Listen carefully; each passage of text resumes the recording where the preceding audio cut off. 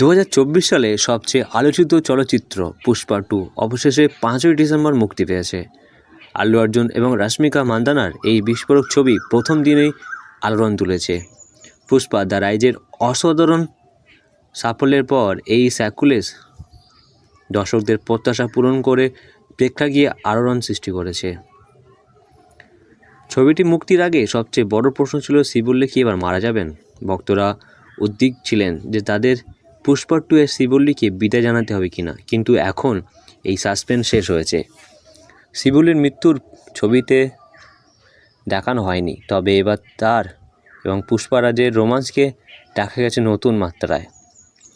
আল্লু অর্জুন এবং রশ্মিকা মান্দানার জুটি এবারও দর্শকের মন জয় করেছে, যদিও পুষ্পারাজের স্পেশালি অ্যাকশন পুরো ফিল্মটাকে আকর্ষণ করে রাখে। শ্রীবল্লীর সাথে তার আবেগপূর্ণ এবং রোমান্টিক দৃশ্যগুলি ভক্তদের দ্বারা খুব পছন্দ করা হচ্ছে। ফিল্মের আরেকটি বড় টুইস্ট হলো শ্রীবল্লীর মা হতে চলেছেন।